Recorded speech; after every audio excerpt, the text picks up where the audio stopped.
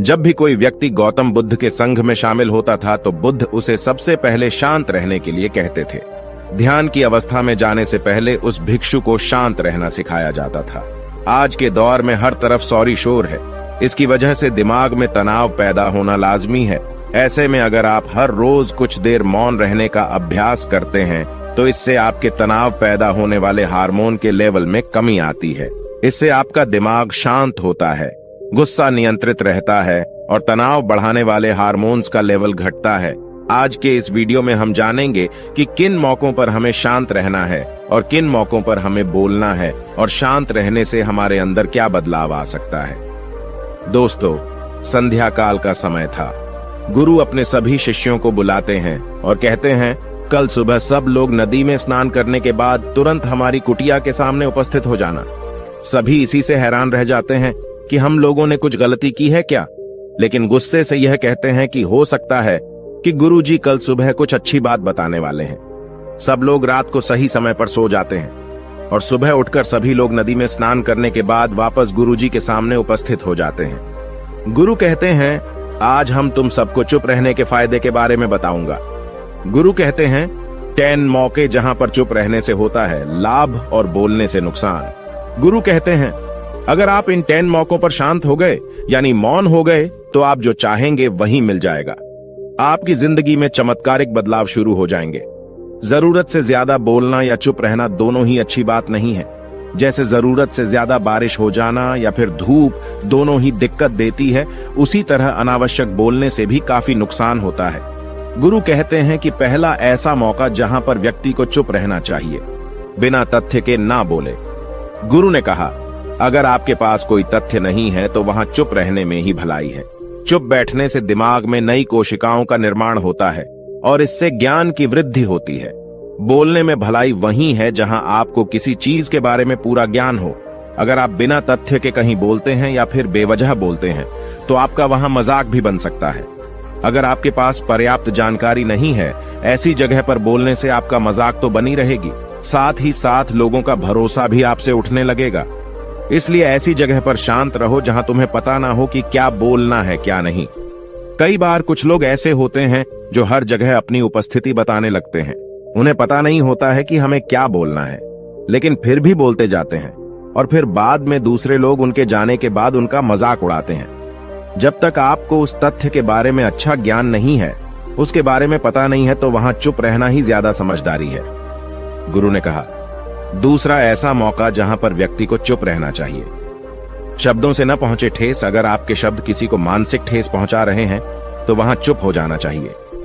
कमजोर व्यक्ति के बारे में कुछ भी बोलकर आप महान नहीं बन सकते हैं। महान आप किसी कमजोर का साथ देने में बनेंगे। कई बार होता है कुछ लोग अपने से छोटे व्यक्ति को भला बुरा कहते रहते हैं। सामने वाला इंसान तो कद से आपसे छोटा है, वह आपको कुछ नहीं बोलेगा, लेकिन आप उसकी नजरों में गिरते चले जाएंगे। हो सकता है कि कल वह भी आपसे पद में बड़ा हो जाए। पद में आपसे जब वह बड़ा हो जाएगा तो आज जो रवैया आपका उसके साथ है, आने वाले समय में वह भी आपके साथ वही करेगा। आप किसी को नीचा दिखाकर बड़ा नहीं बन सकते हैं। बड़ा बनना है तो अपने से छोटे लोगों का इज्जत भी करना सीखें और साथ ही साथ बड़े लोगों का भी सम्मान करना चाहिए। लोगों को लगता है कि अगर वह अकड़कर बोलेंगे और सामने वाले को नीचा गिराने की कोशिश करेंगे तो वह बड़े बन जाएंगे, तो यह उन सब की भूल है। बड़े होने की बजाय आप उनकी नजरों में गिरते चले जाएंगे। गुरु ने आगे कहा, इसलिए शिष्यों, तुम सब जब भी बोलना आदर भाव से बोलना, ताकि तुम्हारी बात लोगों को अच्छी लगे। बोलने में भाई बहन, माता पिता, मित्र इत्यादि संबोधन शब्दों का इस्तेमाल जरूर करना। इससे तुम्हारी मान प्रतिष्ठा तो बढ़ेगी ही, साथ ही साथ लोगों की नजरों में तुम समझदार व्यक्ति बनते जाओगे। गुरु ने आगे कहा, तीसरा मौका जहां पर व्यक्ति को चुप रहने में ही भलाई है। क्रोध या घृणा करने वाले लोग, जब कोई अपना या सगा संबंधी आप पर क्रोध कर रहा हो, आपका अपमान कर रहा हो, तो आपको उस वक्त चुप रहना चाहिए ताकि सामने वाले का गुब्बारा पूरी तरह से फट जाए। आप यदि सही हैं तो उसे कतई माफीनामा गए और चुप रहकर ही सही समय का इंतजार करें। वह खुद आपसे माफी मांग लेगा जब उसे अपनी गलती का एहसास हो जाएगा। गुरु आगे कहते हैं कि अगर आपका कोई सगा संबंधी आप पर क्रोध कर रहा हो और आप उस समय शांत हैं, तो यह आदर सम्मान देने की निशानी होती है। इससे न कोई छोटा होता है और न ही बड़ा।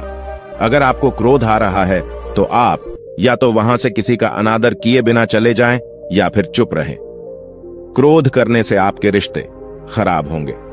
क्रोध करने से हमेशा क्रोध करने वाले व्यक्ति का ही बुरा होता है। गुरु आगे कहते हैं कि एक बार की बात है, एक सांप जंगल से भागते हुए किसी राजा के घर में पहुंच गया। लोगों ने छेड़खानी की तो वह बहुत ही गुस्सा हो गया, जिससे घर में जो तलवार पड़ी हुई थी उसी को लपेटकर कसने लगा और धीरे धीरे उसका पूरा शरीर कट गया। यह गुस्सा उसे खा गया। ठीक उसी प्रकार हमारा गुस्सा भी हमारे शरीर को तलवार की भांति काटता रहता है। गुस्सा ध्यान से खत्म होता है प्रतिदिन। अगर आप ध्यान की मुद्रा में बैठे हैं तो आपका गुस्सा आपके नियंत्रण में रहेगा। गुरु आगे कहते हैं कि यह तरीका है कि आप प्रतिदिन ध्यान का अभ्यास करें। इससे आपके शरीर में जो हार्मोन्स गुस्से को बढ़ावा देते हैं वह सब तुम्हारे नियंत्रण में रहेंगे, जिससे शरीर गुस्से पर आसानी तुम्हारा से काबू पा लेगा। लेकिन एक तरीका यह भी है कि जब भी आपको गुस्सा आए तो आप यह समझने का प्रयास करो कि क्या मेरा गुस्सा जायज है या नहीं।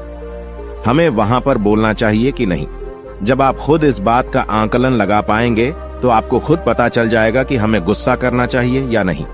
फिर भी आपको गुस्सा आ रहा है तो आप वहां से हटने का प्रयास करें, वहां से दूर चले जाएं। धीरे धीरे समय के साथ आपका दिमाग शांत हो जाएगा। गुरु ने कहा, चौथा ऐसा मौका जहां पर इंसान को बहुत ही समझदारी के साथ काम लेना चाहिए, वहां पर आपको चुप रहना ही चाहिए, जहां पर उस मुद्दे से आपका कोई संबंध ना हो। अगर आपका किसी मुद्दे से कोई संबंध ना हो तो वहां आपका चुप रहना बनता है। बिना किसी वजह अगर आप दूसरे के मुद्दे पर बोलेंगे तो यह आपके लिए अनिष्टकारी होगा। इसमें केवल और केवल आपका ही नुकसान है। जल्द ही आप किसी दो लोगों के बीच हो रहे विवाद में जल्दी अपनी टांग न डालें। अगर सामने वाला आपको बुला रहा है अपना झगड़ा शांत करवाने के लिए तो ही आप वहां पर जाएं। किसी की व्यक्तिगत जिंदगी में दखल अंदाजी नहीं देनी चाहिए जब तक कि वह व्यक्ति आपको नहीं बुलाता है। अपने झगड़े को शांत करवाने के लिए कुछ लोग फालतू में दूसरे के विवाद में कूद पड़ते हैं। इससे उनके मान सम्मान मर्यादा पर लोग उंगली उठाने लगते हैं। गुरु कहते हैं कि 10 मौकों में 5वां ऐसा मौका जहां पर व्यक्ति को बहुत ही समझदारी के साथ चुप रहना चाहिए। आपके शब्दों से किसी मित्र को हानि न पहुंचे। अगर आपके शब्द सामने वाले के परिवार या मित्रों की प्रतिष्ठा के बारे में बुरी झलक दिखा रहे हैं तो आपको चुप रहना चाहिए। किसी के परिवार या फिर मित्र के बारे में बुरा बोलने से केवल आप ही बुरे बनेंगे। जो चीज आसानी से खत्म की जा सकती है उसे अपने शब्दों से बड़ा न करें। बिना चिल्लाए बात करने का प्रयास करते रहना चाहिए। अगर आप बिना चिल्लाए कोई बात नहीं कह सकते तो आपका चुप रहने में ही भलाई है। किसी पर चिल्लाने से आपके व्यवहार के बारे में पता चलता है। ज्यादा बोलने से चीजें हमेशा खराब ही होती हैं। कई बार कुछ रिश्ते ज्यादा तेज बोलने की वजह से टूट जाते हैं। इसलिए अपनी आवाज में मीठापन लाएं। आपके शब्दों से आपके दोस्त को हानि नहीं पहुंचनी चाहिए। कभी कभी दोस्तों के जब हम मजाक हैं तो रहे कि आपके शब्दों से किसी का अनादर ना हो। मजाक को भी हमेशा शब्दों के मायने में ही रखें। जहां किसी को शब्दों से चोट लगे वहां चुप हो जाएं। ज्यादा बोलने से हमेशा नुकसान ही होता है। किसी और की प्रतिष्ठा को अपने शब्दों के माध्यम से उसे हानि नहीं पहुंचानी चाहिए। यदि आपके शब्दों से किसी और की प्रतिष्ठा को ठेस पहुंच रही है तो वहां आपको चुप हो जाना चाहिए। जब कोई व्यक्ति आपके सामने नहीं है तो आप उस व्यक्ति के बारे में बुरे शब्द किसी तीसरे व्यक्ति के सामने न बोलें। गुरु कहते हैं, छठा मौका जहां पर व्यक्ति को चुप रहना चाहिए, जब कोई कर रहा हो किसी की बुराई।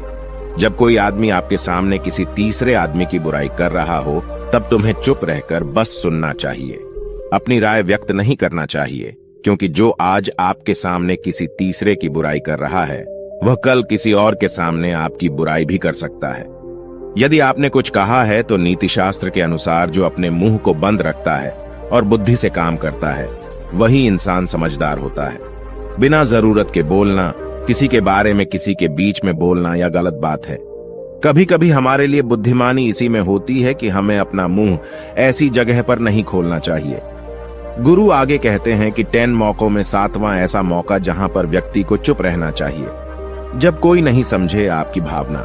यदि आपको लग रहा है कि कोई व्यक्ति आपकी भावना, दुख या परेशानी को शब्दों में नहीं समझ रहा है, यदि आपको लग रहा है कि सामने वाला व्यक्ति आपकी भावना या दुख को या आपकी जो परेशानी है उसको वह समझ नहीं पा रहा है या समझने का प्रयास ही नहीं कर रहा है या वह आपको ध्यान से सुन ही नहीं पा रहा है, तो ऐसे व्यक्ति के सामने आप चुप ही रहें, क्योंकि ऐसे लोगों को आपकी भावना या दुख से कोई मतलब नहीं होता है। ऐसे लोगों को अपना राज बताकर आप पछताएंगे ही बाद में। इसलिए हर किसी को अपने मन की बात नहीं बतानी चाहिए। अगर आपको लग रहा है कि सामने वाला आपकी बात को नहीं समझ पा रहा है, आपकी भावनाओं को नहीं समझ पा रहा है, तो वहां पर आपको नहीं बोलना चाहिए, क्योंकि आज में आपका मजाक ही बन जाएगा जब आपको लगने लगे कि सामने वाला आपकी भावनाओं को ठीक तरीके से समझ रहा है, आप जो कह रहे हैं वह ठीक से सुन रहा है, तभी आप उसे अपनी बात कहें। गुरु कहते हैं कि 8वां मौका जहां पर आपको चुप रहना चाहिए, जब कोई इंसान अपना दुख व्यक्त करे। यदि कोई इंसान अपने दुख या परेशानी को आपको बता रहा है, तो इसका मतलब यह है कि वह आपको अपना समझ रहा है। ऐसे में तुरंत ही उसे समाधान बताने के बजाय चुप रहकर उसके दुख या समस्या को सुने। उसके दुख या समस्या को किसी और को न बताएं। वह इसलिए नहीं बता रहा है कि उसकी समस्याओं का समाधान कर देंगे, बल्कि वह इसलिए भी बता रहा है कि सामने वाला उसकी बात को समझ रहा है। कई बार बताने से दुख कम हो जाते हैं। आपको अपना दुख इसलिए बता रहा होगा कि उसे लग रहा है कि आप उसकी बात को समझ रहे हैं। दुख बांटने से कम हो जाता है। इसलिए जब कोई व्यक्ति अपना दुख आपसे व्यक्त करे, तो आप चुप मारकर उसकी बात को बहुत ही ध्यान से सुने, ताकि उसके दुख कम हो जाएं। उसके मन का बोझ हल्का हो जाए, क्योंकि उसके मन में जो भी बातें थीं वह आपको सब बता दिया। गुरु आगे कहते हैं कि 10 जगहों में 9 ही ऐसी जगह जहां पर आपको चुप रहना चाहिए। जहां पर दुष्ट प्रकृति के लोग रह रहे हों और गाली गलौज कर रहे हों, तो आप वहां पर मत जाइए। ऐसी जगहों से आप चुपचाप निकल जाएं, अर्थात अपनी प्रतिक्रिया दिए बिना आप वहां से चले जाएं, क्योंकि जिसकी जुबान खराब होती है, जो दुष्ट प्रकृति के लोग होते हैं, उनको आप ऐसे समय में नहीं समझा सकते हैं। जब उनका दिमाग पूरी तरह से शांत हो जाए, तभी वह आपकी बात सुनेंगे। इसलिए जहां पर दुष्ट प्रकृति के लोगों आपकी बात को न मानते हों और न ही सुनते हों, तो आपको वहां पर नहीं बोलना चाहिए। गुरु कहते हैं कि 10 माह ऐसा मौका जहां पर आपको शांत हो जाना चाहिए। अपनी सफलता का राज हर किसी को न बताएं। कई बार होता है कि कुछ लोग जो सफलता को बहुत ही जल्दी अर्जित कर लेते हैं, वे हर जगह अपनी सफलता का ढिंढोरा पीटने लगते हैं। ऐसे में क्या होता है कि कई लोग आपकी सफलता से खुश नहीं होते हैं। अगर आप अपनी सफलता का जबरदस्ती लोगों में ढिंढोरा पिटवा रहे हैं, तो लोगों की नकारात्मक ऊर्जा आपको प्रभावित कर सकती है।